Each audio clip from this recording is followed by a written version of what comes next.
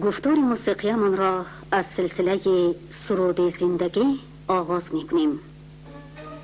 این نوبت گفتارمان به فعالیت ایجادی هنرپیشه مردمی تاجیکستان باریس نمتی بخشیده می شود.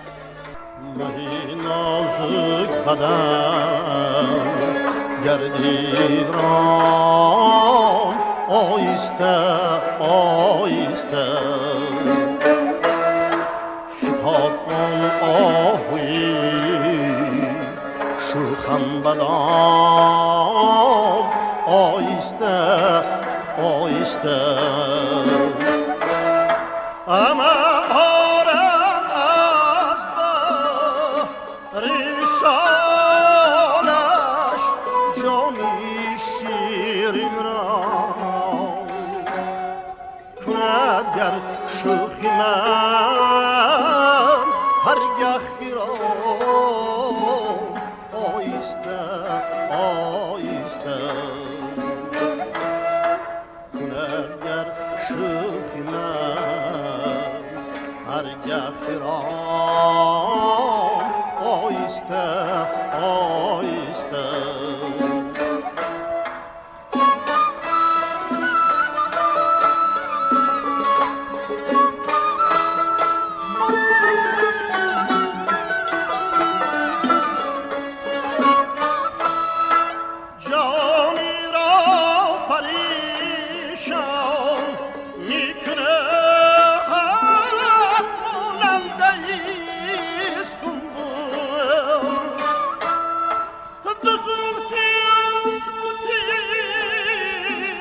شیرین کلام آیسته آیسته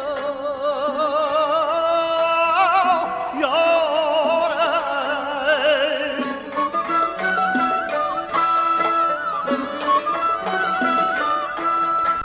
بیا بر دیدم بنشیندمی شوخی شب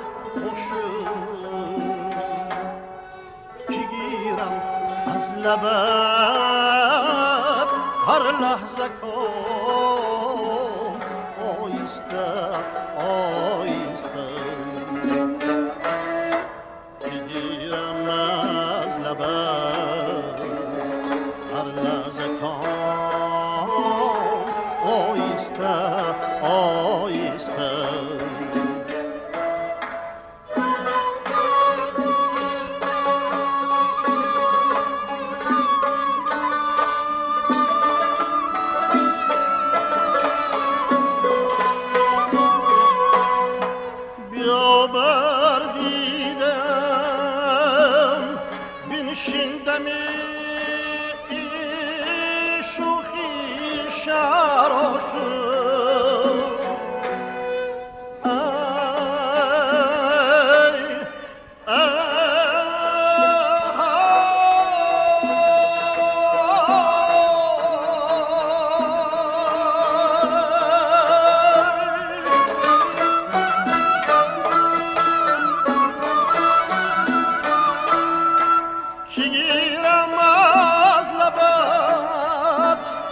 هر لحظه کن آیسته آیسته یاره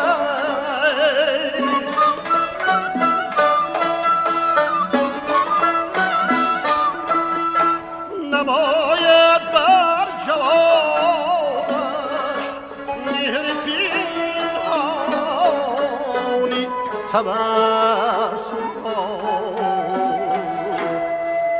تعظیمش کنم هرگه سلام آیسته آیسته به تعظیمش کنم هرگه سلام آیسته آیسته یاره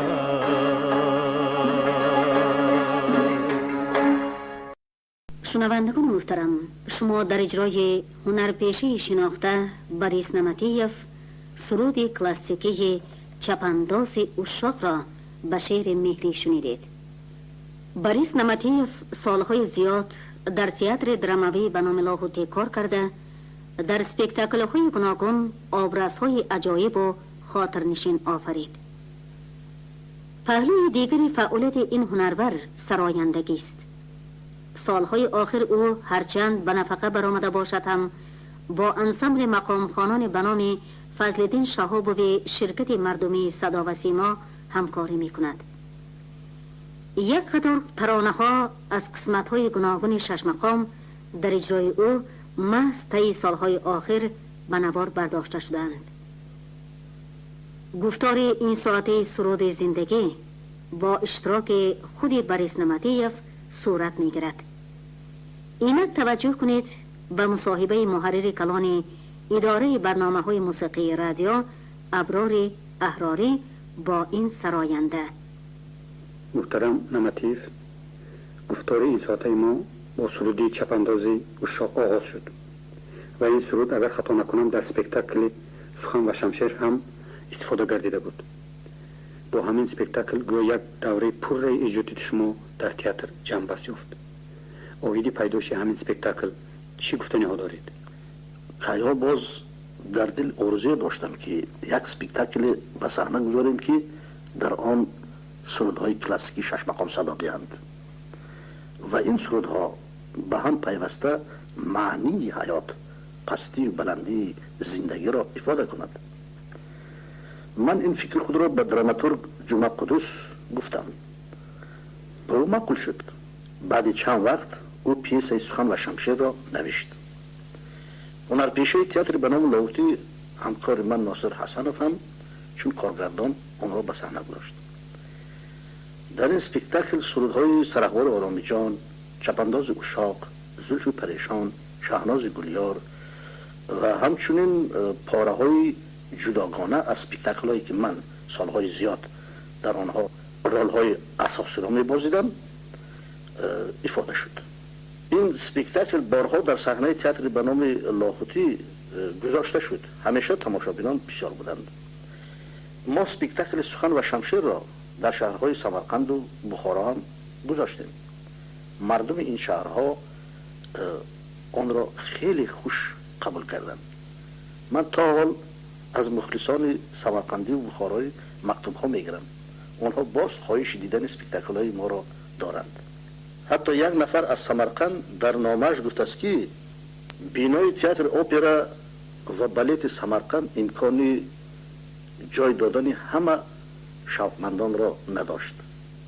خوب می بود که این گونه سپکتاکل ها در صحنه کشاد، مثلا در صحنه ریگستان نمایش داده شود.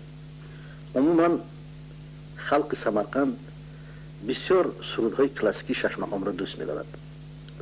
من هم آنها را خیلی دوست داشتم. برای این مردم سمرقند، شهر سمرقند یک سرود نو ثبت کردم که میخوام برای آنها خوانم.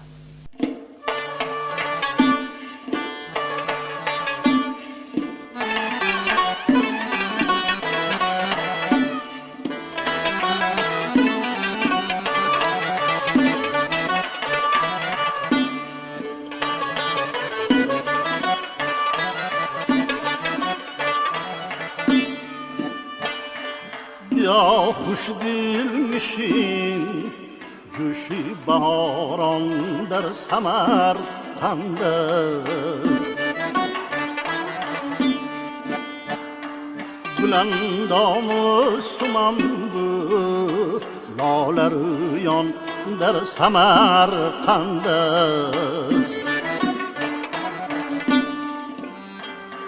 بیا خوش دل نشین جوشی باران در سمرقند است.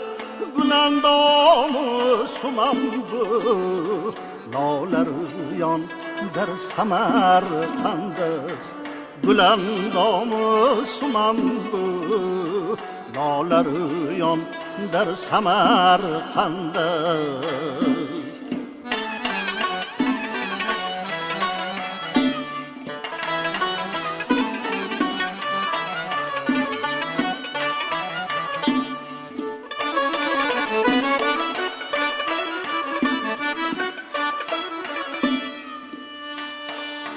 شکر لب ما پیکر خوشنیاران در سمرقند است. شکر لب ما پیکر خوشنیاران در سمرقند است. انا فهم و سخن سنجی رسایان در سمرقند است.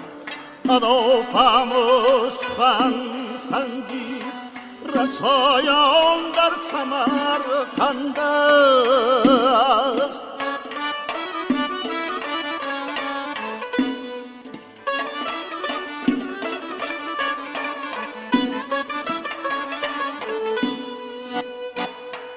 اگر غمگین شبی را باغ میدان را تماشا کن،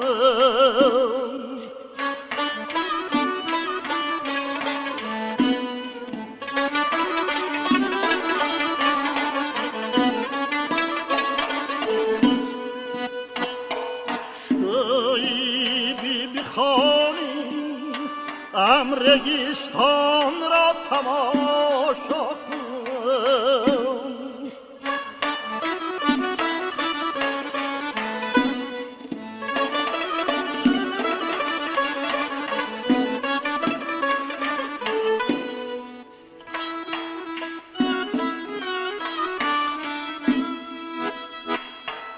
اگر غمگین شبی را باغ میدان را تماشا کن، شکوهی بی بی خانیم امرگیستان را تماشا کن.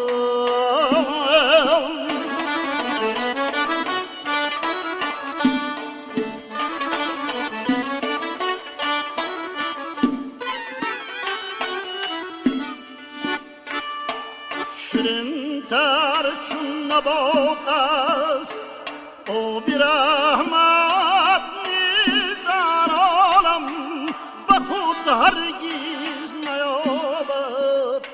هر ولایت این سعادت هم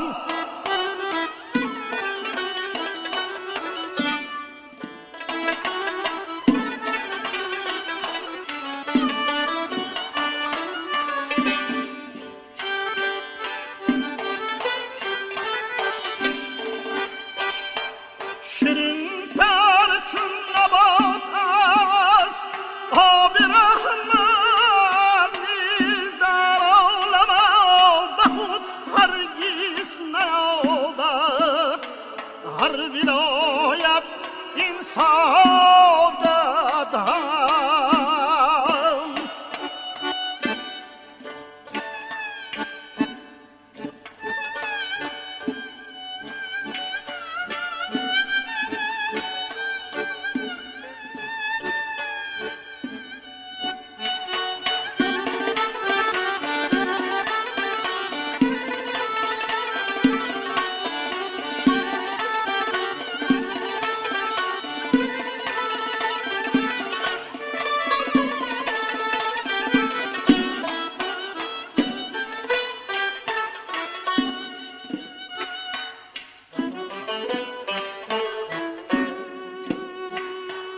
دلا سنجیده شد دان بزرگان در سمرقند است.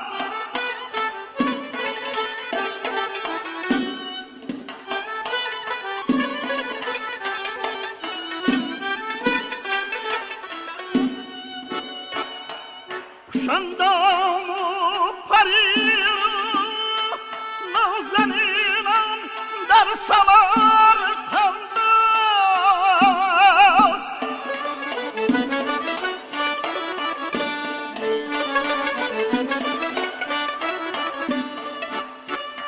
دلا سنجیده شد دان بزرگان در سمرقند است.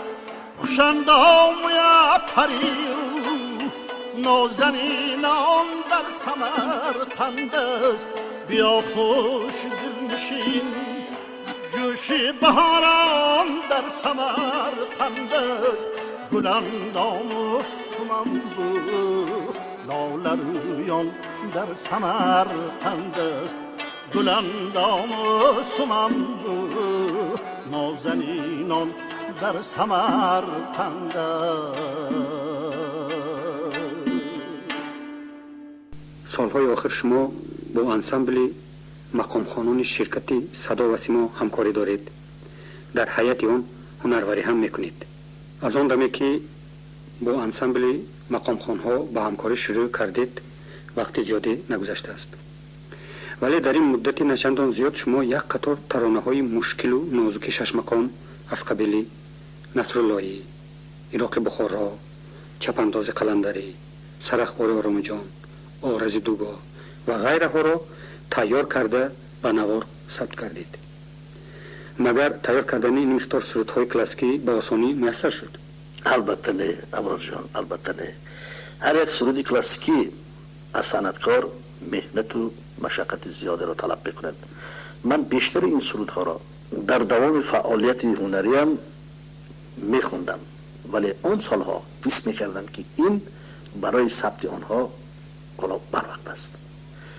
این ترانه ها با گذشت سالها از سرودن و مشق کردن خیلی سفته و پخته گردیده از سنجش شنوندگان گذشتند.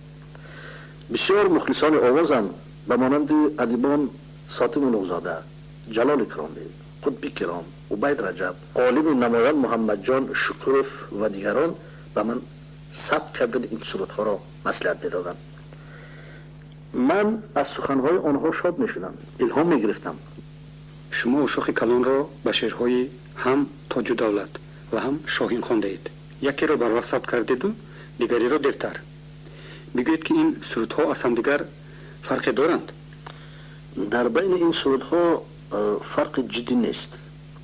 اشاق کلان با شعر شاهین بعض گردش و ناله ها دارد و خلاص. آهنگ همان آهنگ، طرز اجرا همان. اشاق کلان را به شعر تاج دولت حافظان برنای ساقوه نیروی امینوف خواندند، ولی من آن را با شعر شاهین در اجرای حافظان امروزه نشنیدم. خواستم همین سرود را خوانم، زیرا اون را پیش از گوریل بلاقندم شنیده بودم. متن آن را پیدا کردم، ولی آن وقت نمیدانستم که مؤلفش کیست. آن را به نزد محرران اداره موسیقی بردم. تخمین شد که شعر از صاحب است، ولی از دیوان اشعارش این شعر یافت نشد. بعد با مصلحت آنها به عالم نامی اعلی خان افزهزاد مراجعت کردم. اون کس گفتند که این شعر از شاهین است و متن درست و پوره آن را یافته دادند. من تنها بعد همین من این سرود را تیار نبوده بعد ثبت کردم. محترم نمتیف کاش دیگر سرایندگان بالخاصه هنرپیشگان جوان در انتخاب شعر و مثل شما آدین هاشیموف، ظفر نازیموف، جوربک مرادوف رفتار میکردند. ما میدونیم که نه همه سرایندگان به متن سرود اهمیت میدهند. شعر و معنی آن در سرود چیزی خیلی هم مهم است. اولین سرودهای من تحت رهبری استاد سختگیر فضلالدین شهابوف ثبت شدند. آن کس بارها تاکید میکردند که سراینده باید به معنی سرودهایش سرفهم رود، معنی و مضمون آنها را با تمام وجودش فهمد بعد سراید. سرود میخواندگی تا به خود سراینده معقول نشود به دل شنونده رفته نمیرسد. همین خیلی میگفتم آن کس به من درستی این گپ‌های استاد را در حیات سنجیدم و به سرایندگان جوان مصلحت میدیم که بیشتر شعرهای بلند کلاسیکی را خوانده، معنی آنها را فهمیده بعد سرودخوانی کنند. همچنین آنها باید بیشتر موسیقی خلقی و کلاسیکی خود را آموزند. تنها آن وقت هر گونه موسیقی را فهمیده میتوانند. حالا ما از کارگردانی برنامه خواهش میکنیم که سرودی اشاق کلان را شنوانند و بعد شنیدن همین سرود ما صحبت خود را ادامه میدیم.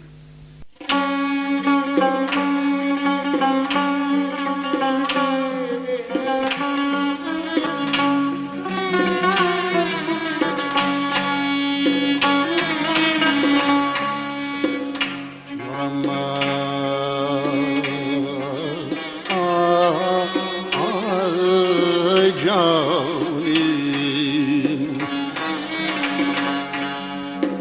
عقلم ربوده جلوه چشمی سیاهی کیست این دل هزار پاره شده از نگاهی کیست دل بردن و نگاه نکردن بازنایی کیست با تیغی هجر بستن و کشتن سزایی کیست با درد و غصه بردن و رفتن دوایی کیست یارم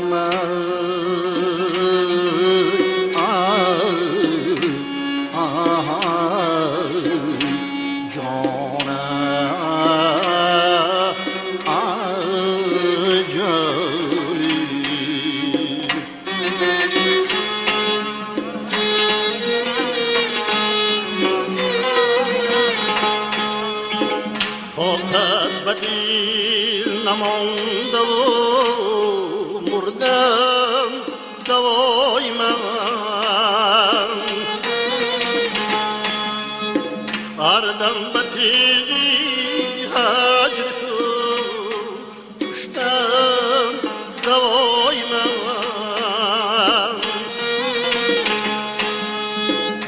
بر آسمان رسیده اما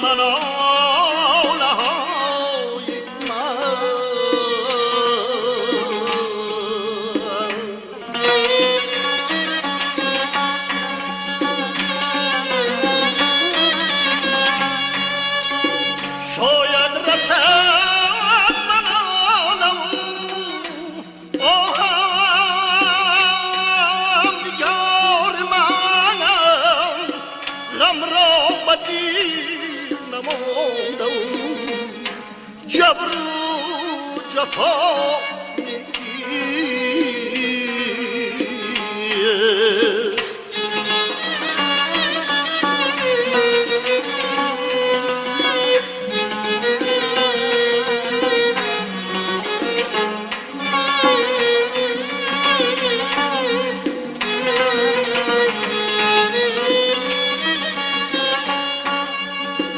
رفتم به کوچه و بازار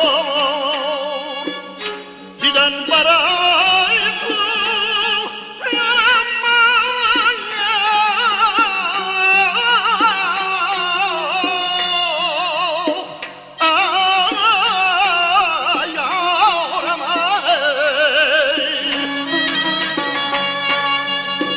من دیگه سو غریبم هستم گدای تو اردم بدیده سرمه کشم خاک پای تو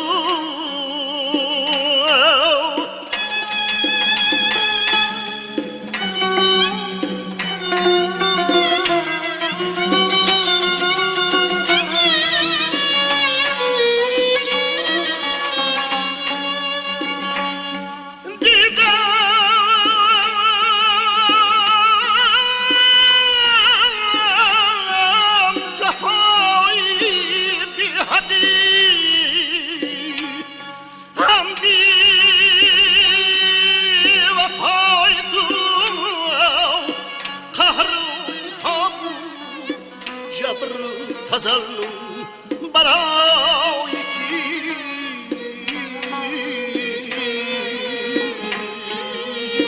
جلادی بیه مرات خبای من بی رحم و پر تظلم شیر سنای من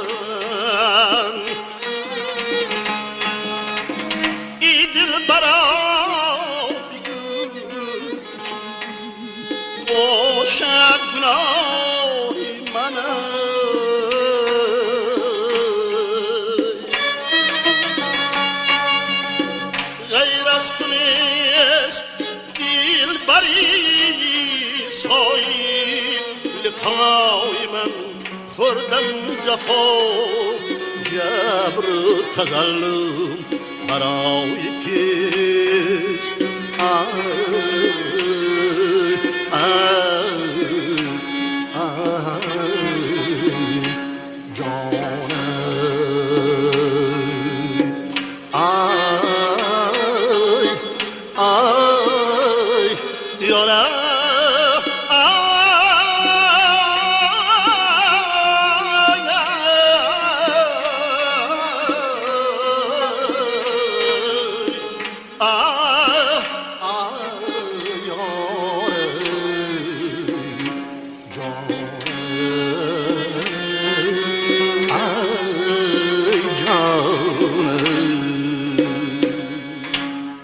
محترم نمتیف، در گذشته به فکرم خوانش دست جمعی مقام آنقدر معمول نبود. سرودهای شش مقام اساساً در اجرای حافظان یکخان شهرت داشت. همچون حافظ مقام خان کدام از این طرز خوانش را جانبدار هستید؟ من در خوانش مقام یکخانی را میپسندم، ولی این معنای آن را ندارد که من ضد عمومی خوانی باشم. عمومی خوانی هم در کار، ولی در جایش و نه همه وقت. برای سراییدن سرودهای کلاسیکی مهارت و استعداد بلند در کار.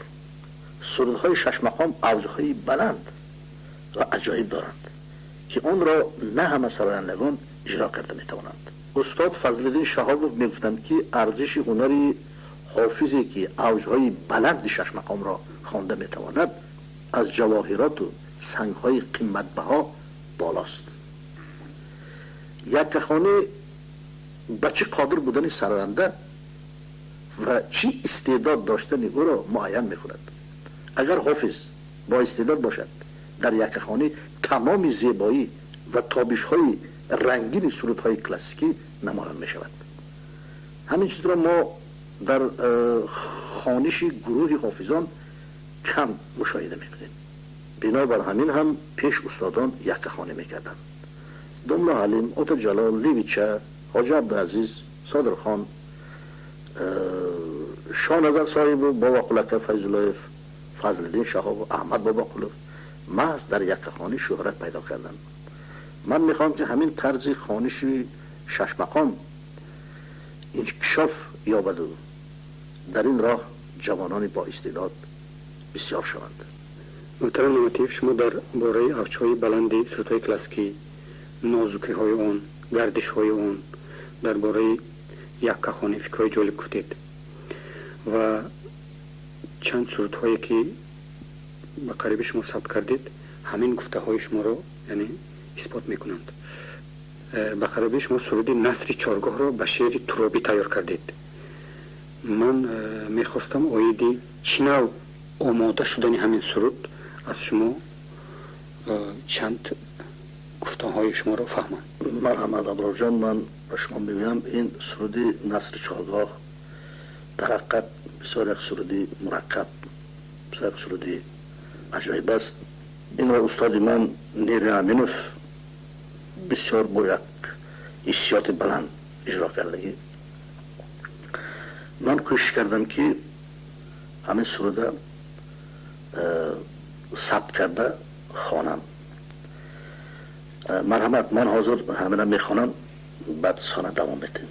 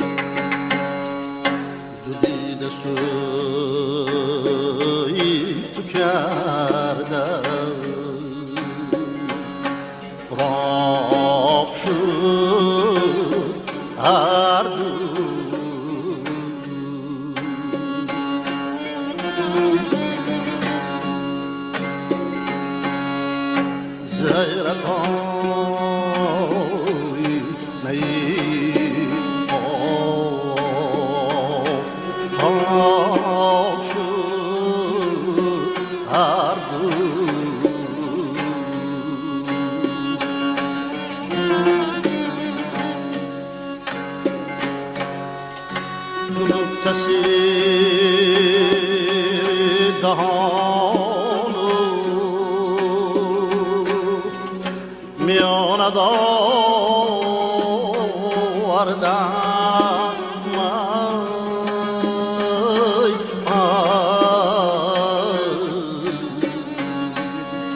سوال رمز آدم رو جواب شد هر بویه یار من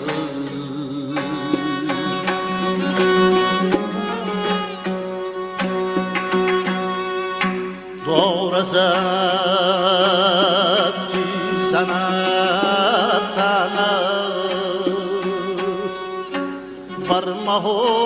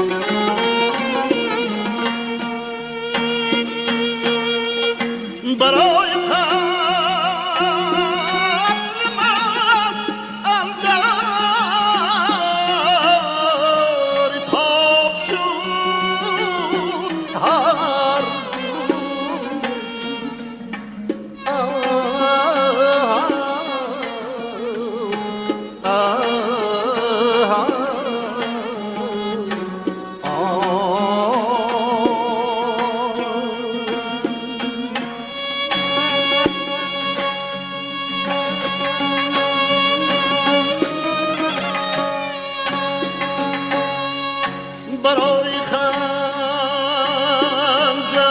را زد دو پاره شد جگر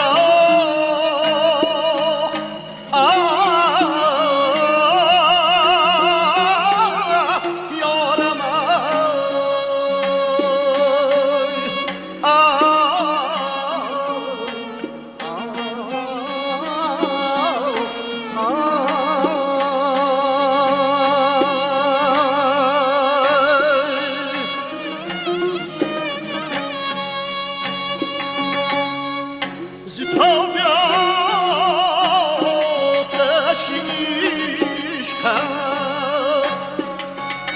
کباب شد هر بویا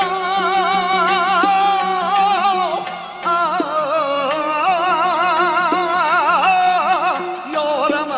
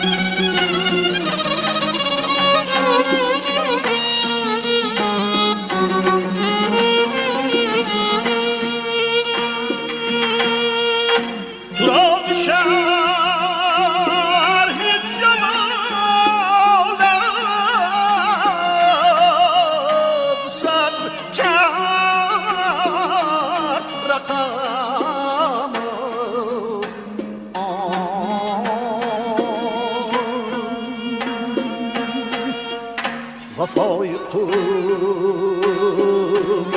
نجیبم جواب شد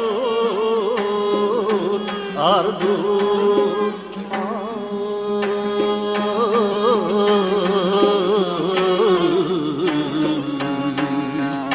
وفای خوب نجیبم جواب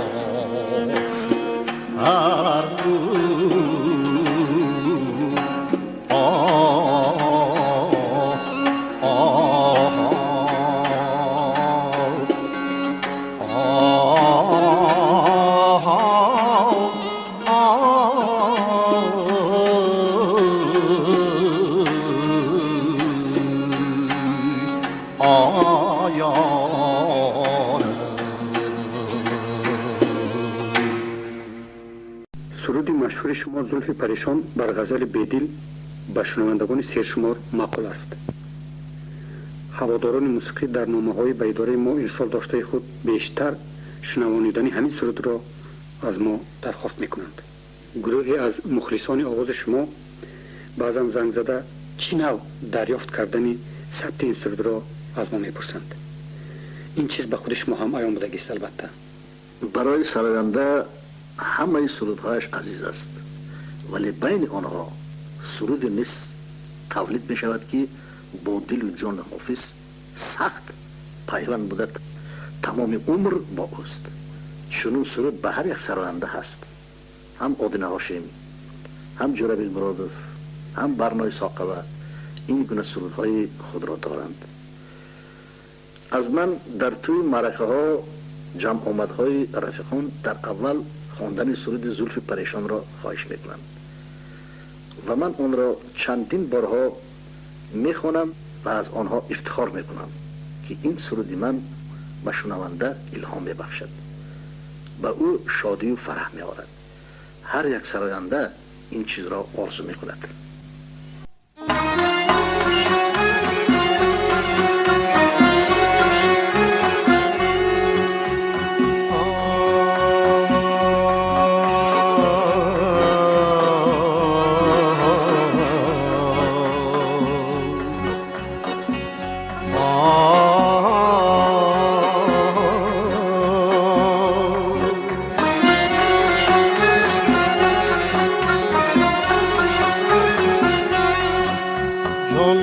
مگر از بزم حیا در زده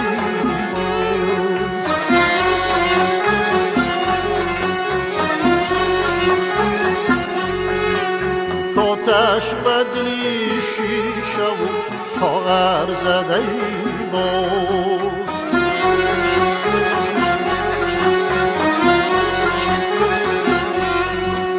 آن زلفی پریشان زده شانه ندانم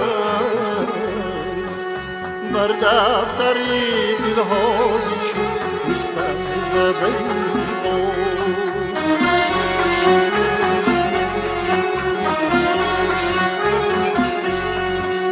بر دفتری دلهازی چون مستر زده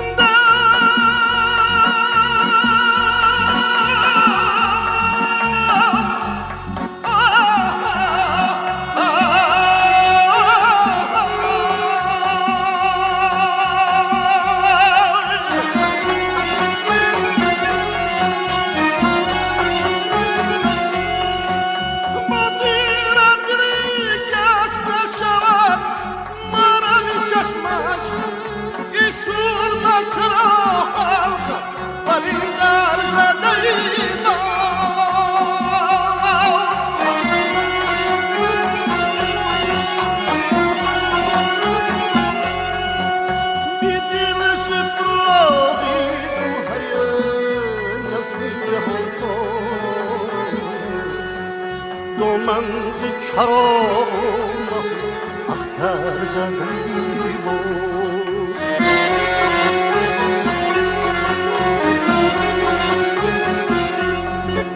بی دل زفراغی گوهری نظمی جهان دار با منز چراب اختر زدی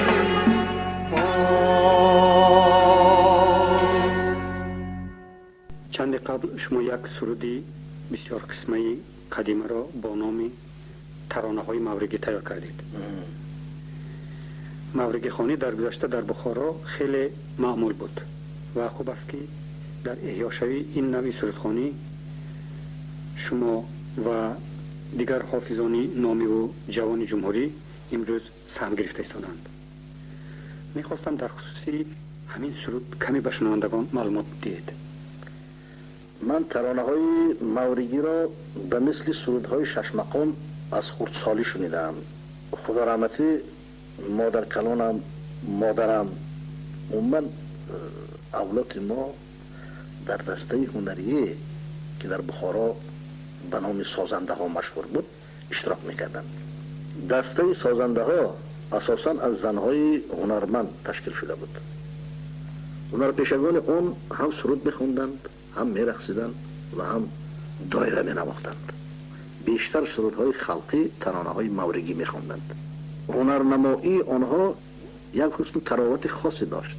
عرف و عادتهای قدیمی خلق را خوب افاده میکرد. ترانه های دلنشین مورگی از همان سالها در دل من جا گرفته بود. فقط این دم امکان پیدا شد که یک چند ترانه های مورگی را یک جایه کرده یک سرود کلان حجم سویت مانند تیار کنم. به من در اجرای آن یک گروه حافظان رادیو تلویزیون همراهی کردند. خوب می بود که چنین سرودها بیشتر ثبت می شدند و به دل مردم نیک اثر کرده به قلب آنان آتش به زندگی و حیات، قوه بحری مهنت و ایجادکاری برمی انگیختند. ما صنعتکاران فقط در همین را کوشش میکنیم. اگر دل جمع و خاطر جمع نباشد الهام ما گم می شود. ما به تنجی و آسایشتگی عادت کردیم. میخواهیم که جمهوری تنج باشد، مردمش خوشروز و خوشحال باشد، توی و خرسنده ها شود، ما در خدمت مردم باشیم. من فکر میکنم که این همه ناآرامی ها میگذرد. آدمان جمهوری با عقل و تدبیری نیک عمل میکنند، همدیگر را میفهمند، به دوستی و رفاقت محبتی آدمان باوری دارند. محترم نمتیف، برای صحبت و اشتراکتان در این گفتار تشکر میگوییم. بگذار سرودتان دور پرواز باشد و به تارهای نازک آدمان اثر کند. سلامت باشید امرو جان.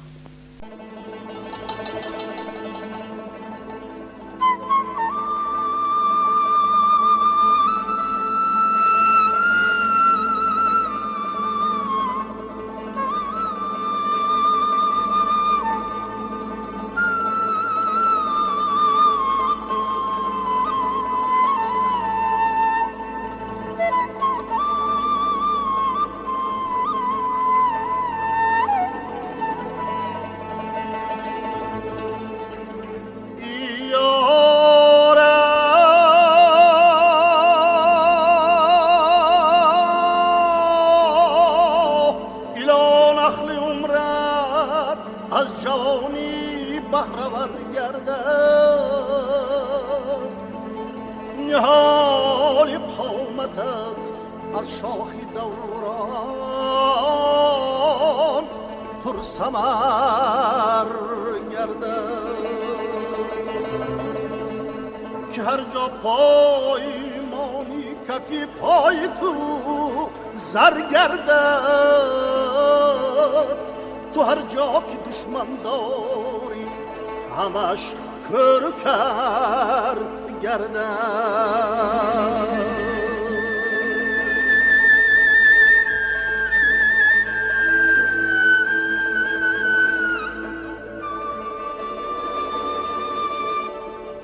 چشمی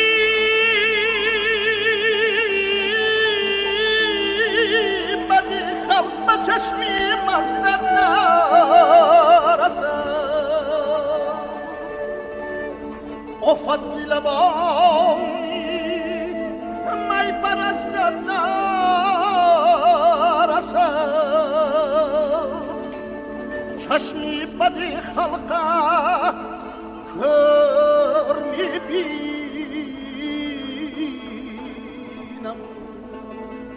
بر قدی مبارکت و شکستی نرسد ای نازنینی برد شما با سید روزار آمده ای نازنینی برد شما با سید روزار آمده ای آن گشتندی من از آن نگاهی گردی ای نازنینی برد شما با سید روزار آمده ای من تو دل بستم با دیگران دل بست ای نازنینی برد شما با سید روزار آمده ای مثل مرغ و ماهیان افتادم در شست ای نازنینی برد شما با سید روزار آمده ای یا به گوش یادان بده یا از قفس آزاد بکن ای نازنینی برد شما با سید روزار آمده ای نازنینی برد شما با سید گلزار آمده هرنگی وای گرنگی هرنگی وای گرنگی شیرین جان خنده مستت و جانمه هرنگی وای گرنگی لب و دندان پیوسته و جانمه هرنگی وای گرنگی و چرباغت در آیم مثل بلبله هرنگی وای گرنگی و چرباغت در آیم گل نیابنه هرنگی وای گرنگی هرنگی وای گرنگی هرنگی وای گرنگی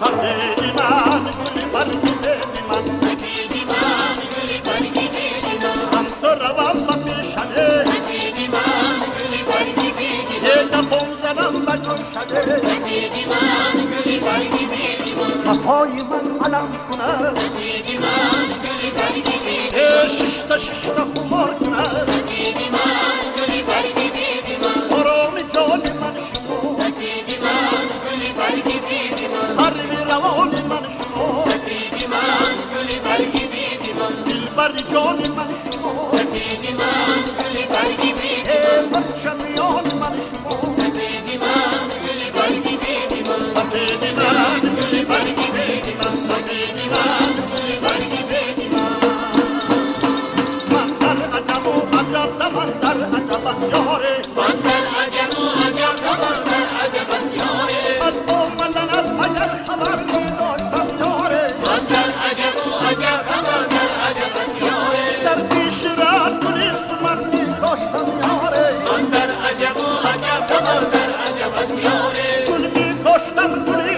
گلاب می کاشتم یاره من در عجب و عجب نه من در عجب از یاره خوکی قدمت بدیده بر می داشتم یاره من در عجب و عجب نه من در عجب از یاره ای جور ای جان بی تو جهان را چ کنم یاره من در عجب و عجب نه من در عجب از یاره بی تو گل سرخ و ارغوان را چ کنم یاره من در عجب و عجب نه من در عجب از یاره بی تو گل سرخ و ارغوان بسیار است یاره من در عجب و عجب نه من در عجب از یاره دل میل تو دارد دیگران را چ کنم یاره من در عجب و عجب نه من در عجب از یاره من در عجب و عجب نه من در عجب از یاره من در عجب و عجب نه من در عجب از یاره شاملی کی خوبان شمالی کی خوبا یار نازنین اهل دردمه شمالی کی خوبا سرم رو گر بوری اسب نرنگمه شمالی کی خوبا سرم رو گر بوری با خنجری تزه شمالی کی خوبا خون جولان زنان گیری تو گرممه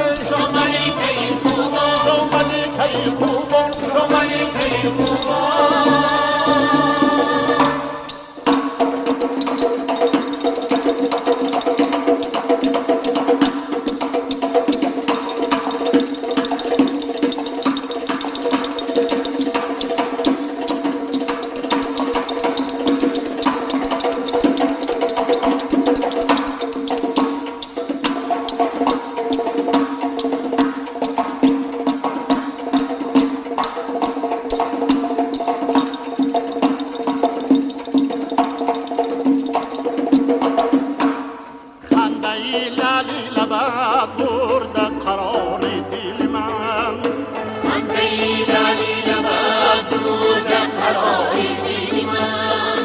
نرگسات با نگه کردش کار دل من خنده لالی لبت بود قرار دل من یک دمی بین دهد گلشن جانم به خزانه خنده لالی لبت بود قرار دل من گل بیش گفته ای تو بهار دل من خنده لالی لبت بود قرار دل من خنده لالی لبت بود قرار دل من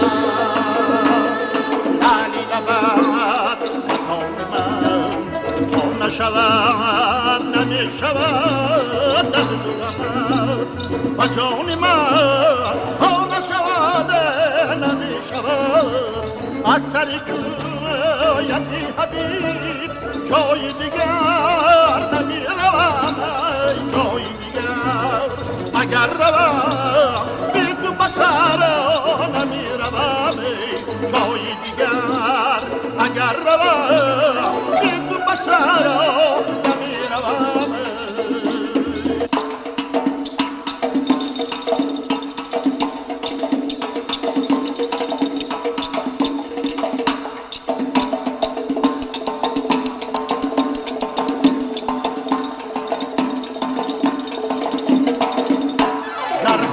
لبان شکرینم زلفان سیاه انبرینم آتش دو ابر پشت ما را مردم همه گویم آفرینم آتش دو ابر پشت ما را مردم همه گویم آفرینم ای یار تصدق صد بار تصدق صد بار چی باشد که تو صد بار تصدق ای یار تصدق صد بار تصدق صد بار چی باشد که تو صد بار تصدق صد بار چی باشد که صد بار تصدق